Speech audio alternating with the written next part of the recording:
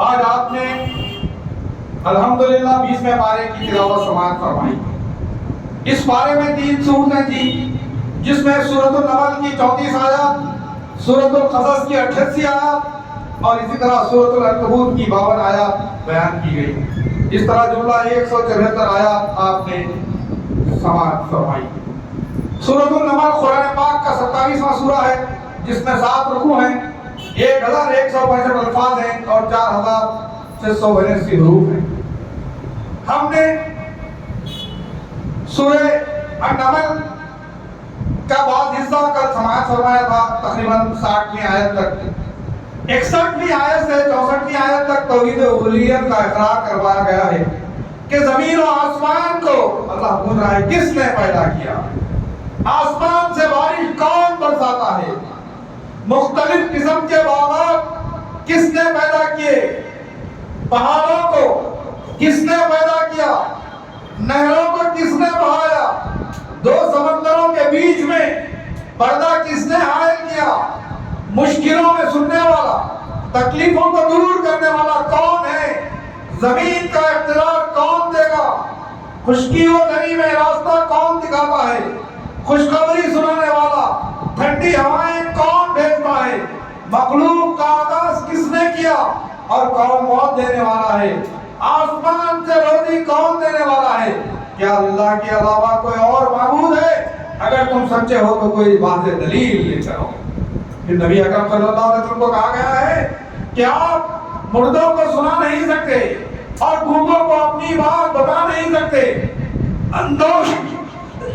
اندھوں کی رہنمائی نہیں کر سکتے، کیونکہ یہ لوگ دعوت حق سے منہ موڑ کر بھاگ رہے ہیں. آپ کی بات تو وہ لوگ سنتے ہیں جو ایمان لا کر مسلمان بنتے ہیں. پھر کافروں کا ہدایت پانے کے لیے 4 صورتیں ممکن ہیں، جن میں سے 2 سننے سے متعلق ہیں اور 2 دیکھنے سے متعلق ہیں.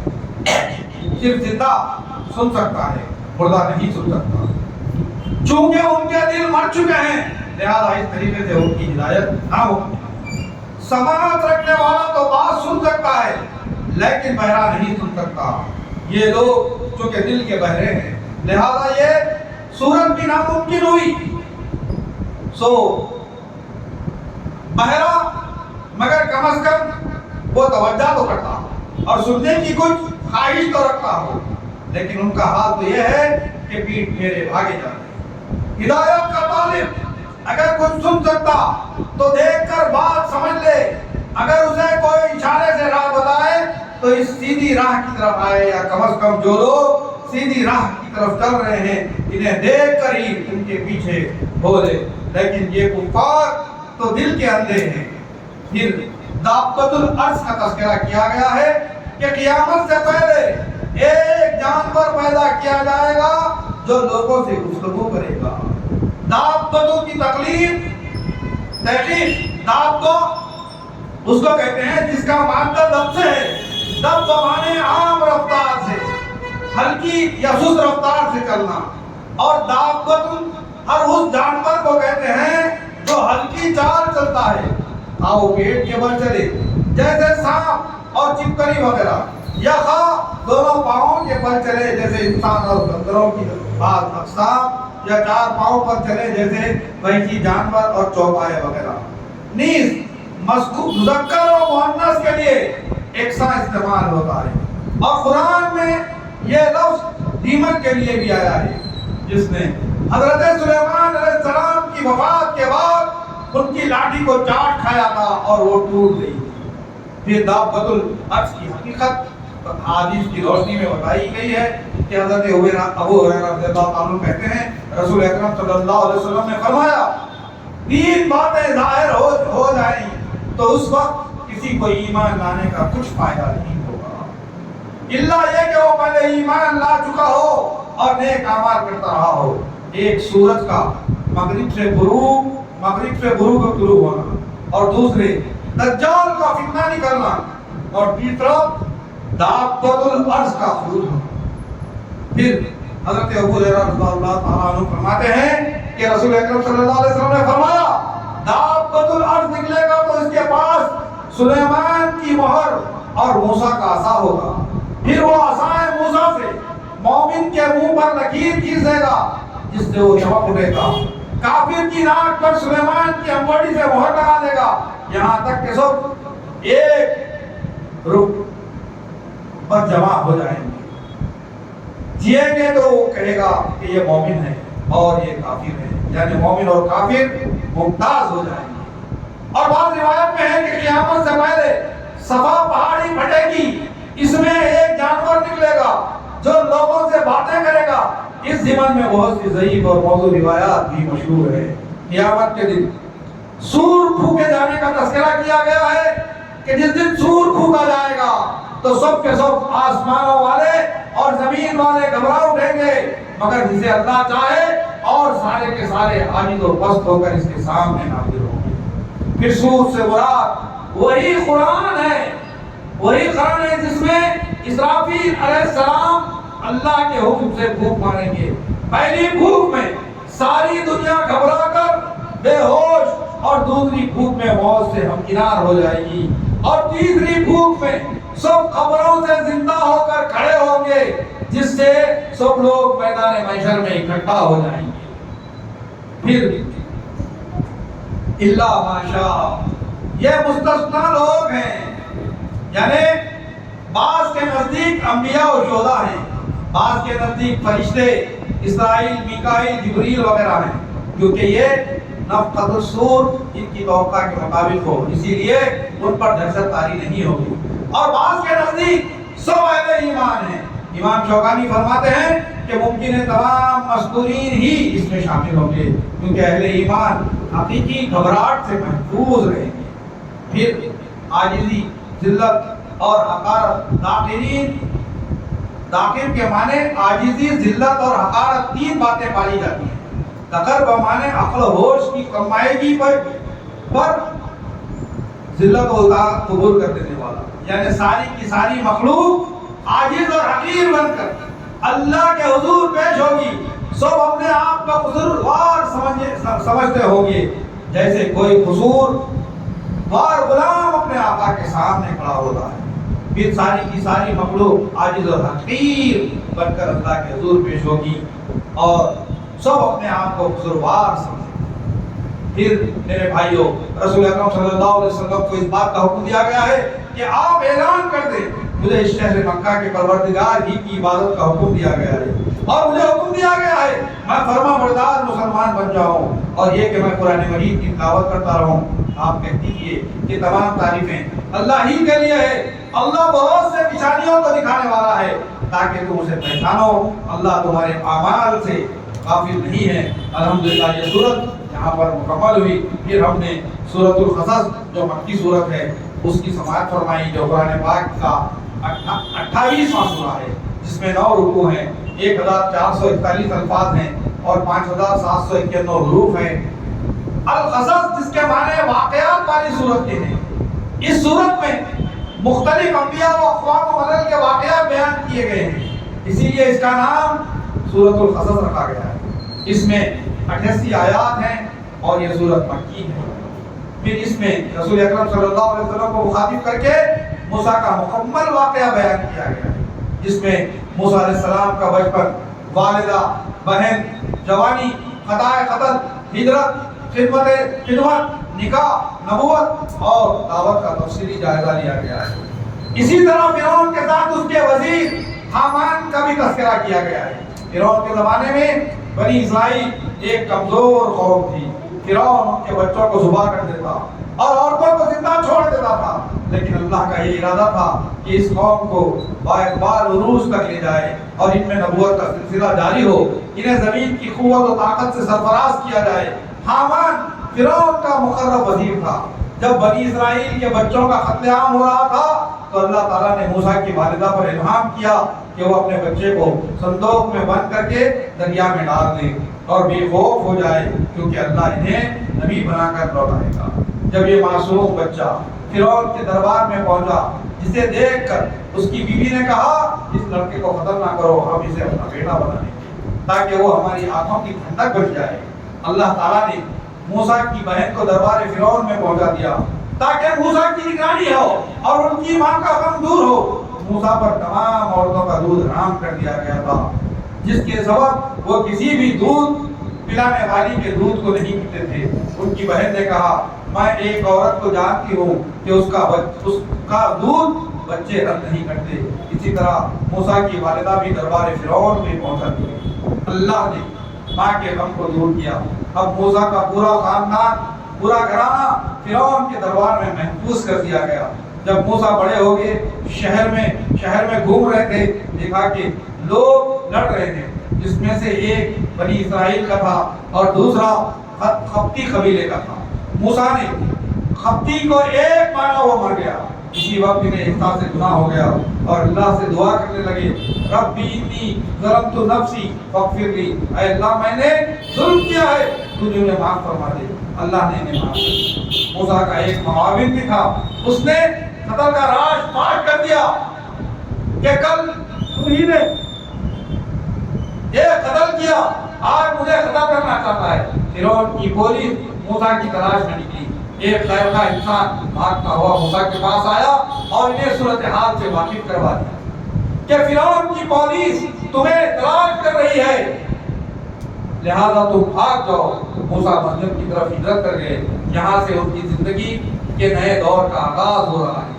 جب وہ مدین پہنچے، وہاں ایک کنویں پر ٹھہرے ہوئے تھے، جہاں کئی چروائے اپنی بکریوں کو پانی پلا رہے تھے۔ وہاں دیکھا کہ دو عورتیں اپنی بکریوں کو لیے کھڑی ہیں اور اپنی باری کا انتظار کر رہی ہیں۔ موسیٰ کو رحم آیا اور ان سے پوچھا کہ تم کیوں ٹھہری ہو؟ انہوں نے کہا جب تک یہ ازدحام کم نہ ہوگا ہم اپنی بکریوں کو سیراب نہیں کر سکتے۔ یہ کام ہمیں اس لیے کرنا پڑتا ہے کہ ہمارے والد بوڑھے ہیں۔ موسیٰ نے ان کی مدد کی اور ان کی بکریوں کو خود سیراب کر دیا۔ وہ بکریوں کو لیے جلدی گھر چلی گئی۔ موسیٰ ایک سایہ دار درخت کی چھاؤں میں آرام کرنے لگے اور دعا کی کہ ربنا انک لما انزلت الی من خیر فقیر، اے اللہ، اے پروردگار، تو جو کچھ بھلائی میری طرف اتارے میں اس کا محتاج ہوں۔ کیونکہ وہ سفر سے تھک چکے تھے، بھوک لگی تھی، اس علاقے میں اجنبی تھے، اسی لیے اللہ سے خیر و بھلائی طلب کی۔ خیر کا اطلاق کئی چیزوں پر ہوتا ہے، کھانے پر، امور خیر پر، عبادت پر، قوت پر اور مال پر۔ لڑکیوں سے والد نے جلدی لوٹنے کا سبب پوچھا۔ لڑکیوں نے موسیٰ کا تذکرہ کیا۔ والد نے موسیٰ کو بلا بھیجا۔ ایک لڑکی آئی اور موسیٰ سے کہا کہ آپ کو ہمارے والد بلا رہے ہیں تاکہ آپ کی خدمت کا صلہ دیا جا سکے۔ اللہ نے موسیٰ کی دعا کو قبول کیا اور ان کے ٹھکانے کا راستہ اس طرح بنا۔ اب موسیٰ ان کے گھر پہنچے تو بوڑھے بزرگ نے موسیٰ سے پوچھا کہ تمہاری مزدوری کیا دی جائے؟ موسیٰ نے اپنا سارا واقعہ بیان کیا۔ یہ سن کر بزرگ نے کہا ڈرو مت، اللہ نے تمہیں ظالم قوم سے بچا لیا۔ ایک لڑکی نے کہا ابا جان اس بندے کو مزدوری پر مقرر کر لیں کیونکہ یہ طاقتور بھی ہے اور امانتدار بھی ہے۔ تو اس بزرگ نے موسیٰ پر یہ پیش کی کہ میری دو لڑکیوں میں سے ایک سے تمہارا نکاح کر دوں گا، اس کے عوض تم 8 سال میرے ہاں خدمت گزاری کرنا، اگر 10 سال کرو گے تو تمہاری مرضی، تم مجھے صلہ رحمی کرنے والا پاؤ گے، یہ تمہارا اور میرا عہد ہے اور اس پر اللہ گواہ ہے۔ جب موسیٰ نے اپنی 8 سالہ میعاد مکمل کیا تو اپنے عیال کو لے کر مصر لوٹنے کا ارادہ کیا۔ راستے کی تاریکی کو دور کرنے کے لیے اپنی اہلیہ سے کہا کہ تم یہی ٹھہرو، میں آگ ڈھونڈ کر لاتا ہوں۔ جب وہ ایک مبارک مقام پر پہنچے، اس کے دانی جانب سے دم کی آواز آئی کہ اے موسیٰ میں دونوں جہاں کا پروردگار ہوں۔ یہاں لاٹھی اور جلے بیضا کا معجزہ عطا کیا گیا اور انہیں حکم دیا گیا کہ وہ فرعون کے دربار میں جائیں، اور موسیٰ نے کہا اللہ میں نے قتل کا جرم کیا تھا، وہ مجھے چھوڑے گا نہیں۔ میرا بھائی ہارون قادر اللسان ہے، صلاحیت میں مستعد زیادہ ہے، اس کو میرا معاون بنا دے۔ موسیٰ ہارون دونوں دربار فرعون میں گئے اور اسے اپنی رسالت کا پیغام دیا اور ایک اللہ کی بندگی کی دعوت دی۔ تو فرعون نے حرص کرتے ہوئے کہا کہ اے حامان ایک بلند و بالا مینار بنا تاکہ میں موسیٰ کے رب کو جھانک کر دیکھ سکوں۔ اس کے بعد کا واقعہ پچھلی صورتوں میں آپ نے سنا۔ پھر منکرین دعوت کے ہیلے بیان کیے گئے ہیں کہ جو ایمان نہیں لانا چاہتے وہ ہیلے کرتے ہیں کہ تو نبی ہو تو تمہارے پاس موسیٰ کی طرح کوئی معجزہ کیوں نہیں ہے؟ یہ تو خواہشات کے غلام ہیں، اللہ ظالموں کو ہدایت نہیں دیتا۔ پھر اسی طرح اہل ایمان کی تعریف کی گئی ہے کہ اللہ کی آیتوں کو سن کر ہی ایمان لے آتے ہیں اور اللہ کی تصدیق کرتے ہیں اور کہتے ہیں ہم پہلے ہی مسلمان ہو چکے ہیں، ایسے لوگوں کو دوہرا دیا جائے گا۔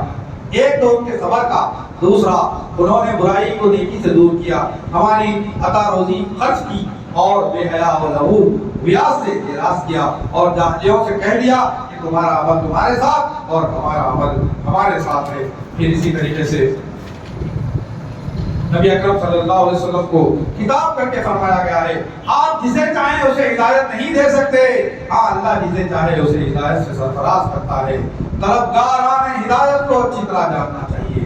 پھر کہا گیا ہے جب تک اللہ تعالیٰ کسی بھی امت کی جانب رسول نہیں بھیجتے جو انہیں اللہ کی آیتیں پڑھ کر سناتے ہیں، اس وقت تک کسی کو ہلاک نہیں کرتے۔ اللہ اسی وقت قوموں کو تباہ کرتے ہیں جب وہ ظالم بن جاتے ہیں۔ پھر بتایا گیا ہے کہ جاہلوں سے پوچھا جائے گا کہ وہ تمہارے شرکا کہاں ہیں، تمہارے شرکا کہاں ہیں، انہیں بلاؤ جنہیں تم نے ہمارے ساتھ شریک کیا تھا۔ پھر ان سے پوچھا جائے گا کہ ہمارے رسول دعوت حق لے کر آئے تھے، تم نے انہیں کیا جواب دیا تھا، کس طرح انکار کیا تھا۔ وہ عذاب دیکھ سکتے ہیں، کھڑے رہیں گے، کچھ بھی گفتگو نہ کر پائیں۔ پھر کہا گیا ہے جو ایمان لائے اور اپنے سالے کیے وہی کامرانی اور کامیابی پانے والے ہیں۔ پھر بتایا گیا ہے کہ سینوں میں جو کچھ بھید چھپے ہوئے ہیں ان سب کو اللہ اچھی طریقے سے جانتا ہے۔ اللہ سبحانہ و تعالیٰ کی تعریف بیان کی گئی ہے کہ اللہ ہی کی حمد و ثنا و تعریف بجا لائی جائے کیونکہ اللہ لائق عبادت ہے، اسی میں اس کا کوئی شریک نہیں ہے۔ پھر توحید الہی بیان کی گئی ہے کہ رسول کو کہا گیا ہے اگر اللہ تعالیٰ تم پر قیامت تک رات طاری کر دیتا تو وہ کون سی ذات ہے جو تمہیں دن کا اجالا فراہم کر سکتی ہے۔ اسی طرح اگر اللہ تعالیٰ قیامت تک تم پر دن کو طاری کر دیتا تو وہ کون سی ذات ہے جو تمہیں رات کا سکون عطا کر سکتی۔ یہ اللہ ہی کی رحمت ہے، اس نے دن معاش کمانے کے لیے اور رات سکون حاصل کرنے کے لیے عطا فرمایا تاکہ تم اس کی شکر گزاری کرو۔ پھر قوم موسیٰ نے ایک ہی انسان ہارون کا ذکر کیا، قوم موسیٰ کے ایک انسان ہارون کا ذکر کیا گیا ہے۔ کہا جاتا ہے کہ بنی اسرائیل پر بہت ظلم کرتا تھا اور یہ بھی کہا جاتا ہے کہ فرعون کا ایک عامل تھا جو بنی اسرائیل پر مسلط کیا گیا، جسے اللہ نے مال و دولت اور بے حساب خزانے دے رکھا تھا۔ اس کے خزانوں کی کنجیاں طاقتور جماعت اٹھا کر لے جاتی تھی، لیکن وہ بڑا ہی متکبر اور گھمنڈی تھا۔ اس کی قوم نے غرور و تکبر سے باز رہنے کو کہا کیونکہ اللہ اترانے والوں کو پسند نہیں کرتا۔ اس سے کہا گیا جو کچھ تجھے اللہ تعالیٰ نے عطا کیا ہے اس میں سے آخرت کے گھر کی تلاش میں بھی رکھ اور اپنے دنیاوی رشتے کو بھول جا، جیسے کہ اللہ تعالیٰ نے تیرے ساتھ احسان کیا ہے تو اچھا سلوک کر، فساد مت مچا، اللہ فسادیوں کو پسند نہیں کرتا۔ تو اس نے کہا یہ سب مال و دولت اور خوف میری علم و چالاکی کے سبب میں نے حاصل کیا ہے، کسی کو عطا نہیں ہے۔ وہ قومی تہوار کے دن نکلا، دنیا پسند لوگ اسے دیکھ کر ہش ہش کرنے لگے، لیکن اللہ نے اسے محل سمیت زمین میں زندہ دفن کر دیا اور اس کی مدد کرنے کے لیے کوئی نہیں آیا۔ پھر اللہ سبحانہ و تعالیٰ کی توحید بیان کی گئی ہے، ہر چیز فنا ہو جانے والی، باقی رہنے والی ذات صرف اللہ سبحانہ و تعالیٰ کی ہے، جس سے فنا نہیں ہے، حکم صرف اسی کا چلنے والا ہے اور سب کو لوٹ کر اسی کی طرف جانا ہے۔ الحمدللہ یہاں سورۃ القصص مکمل ہوئی، پھر ہم نے سورۃ العنکبوت جو قرآن پاک کا 32واں سورہ ہے جس میں 7 رکوع ہیں اور عنکبوت ایک مکڑی کو کہتے ہیں، اس سورت میں مکڑی کا تذکرہ کیا گیا ہے، اس لیے اس کا نام سورۃ العنکبوت رکھا گیا۔ یہ سورت بھی مکی ہے جس میں 72 آیات ہیں۔ لوگوں کی ابتلا و آزمائش کا اللہ نے اس میں تذکرہ کیا کہ ایمان لانے والوں کو اللہ ابتلا و آزمائش میں مبتلا کرتا ہے۔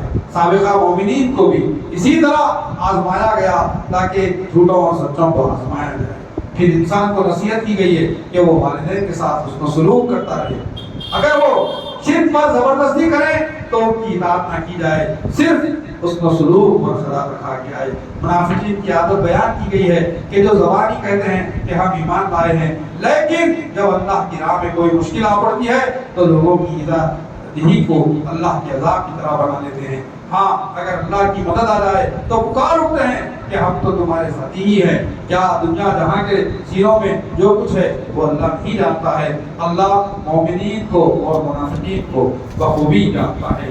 پھر کفار کے اس جملے کو رد کیا گیا ہے جو یہ اہل ایمان سے کہتے ہیں کہ تم ہماری باتوں کو مان لو اور اس پر عمل کرو. اگر ہمارا عمل قابل گناہ ہے تو یہ گناہ قیامت کے دن ہم اٹھا لیں گے. وہ جھوٹے ہیں, وہ بوجھ نہیں اٹھائیں گے. ہاں وہ اپنا بوجھ ضرور اٹھائیں گے, اور جن لوگوں کو گمراہ کیا اس کا بھی بوجھ اٹھائیں گے. قیامت کے دن اس سے سوال کیا جائے گا. نوح کا تذکرہ کیا گیا کہ اللہ ان کی قوم پر عذاب نازل کیا اور کشتی والے مومنین کو بچا لیا. ابراہیم کا تذکرہ کیا جنہیں قوم کو بت پرستی سے باز آنے کی تلقین کی اور اللہ رزق اللہ سے مانگنے کا حکم دیا. پھر رسول اکرم صلی اللہ علیہ وسلم کو تسلی دی جا رہی ہے کہ یہ مشرکین آپ کو جھٹلاتے ہیں تو کوئی تعجب کی بات نہیں ہے. آپ سے پہلے جو انبیاء آئے تھے انہیں بھی قوموں نے جھٹلایا. آپ کی ذمہ داری صرف دعوت دین پہنچا دینا ہے, ہدایت دینا ہے, آنا دینا ہے, یہ ہماری مرضی کی بات ہے. پھر بتایا گیا ہے کہ کفار جنہوں نے آخرت کی ملاقات کا انکار کر دیا یہ اللہ کی رحمت سے مایوس ہے, ان کے لیے رسواکن عذاب ہے. پھر کفار سے خطاب کیا گیا ہے کہ اللہ کو چھوڑ کر تم نے جو معبود بنا لیے ہیں تمہاری ان سے محبت صرف دنیا تک ہی ہے. آخرت میں تم ان کو ایک دوسرے کا انکار کرو گے, تم ایک دوسرے پر لعنت بھیجو گے, تمہارا ٹھکانہ تو جہنم ہی ہے, تمہارا کوئی معاون و مددگار نہیں ہوگا. پھر کہا گیا لوط ابراہیم پر ایمان لے آئے اور ابراہیم اسحاق ان کے بعد یعقوب عطا کیے گئے. ہم نے ان کی نسلوں میں سلطنت نبوت جاری رکھا. دنیا میں ہم نے انہیں اجر عطا کیا اور آخرت میں ان کا شمار صادقین میں کریں گے. پھر قوم لوط کا تذکرہ کیا گیا ہے کہ وہ اخلاق بازی کے ذریعے آبادی میں منکر و بے حیائی پھیلا رہے تھے.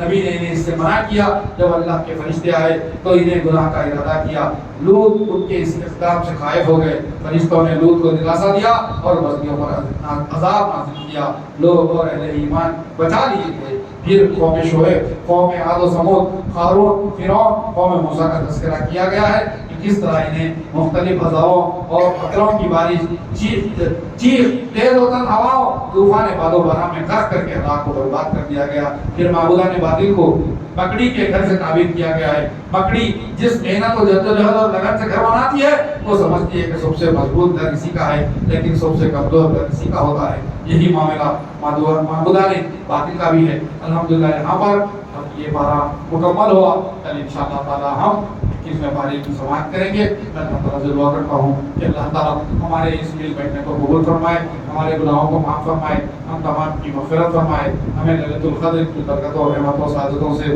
مشرف فرمائے, ہم تمام کو جب تک کی عزت سے رکھے ہمارا خاتمہ ایمان پر فرمائے. اور جب جانے کا وقت آئے تو ہماری دعاؤں میں کلمۃ طیبہ لا الہ الا اللہ محمد رسول اللہ علیہ وسلم فرمائے. سبحان ربک رب العزۃ عما یصفون والسلام علی المرسلین والحمد للہ رب العالمین.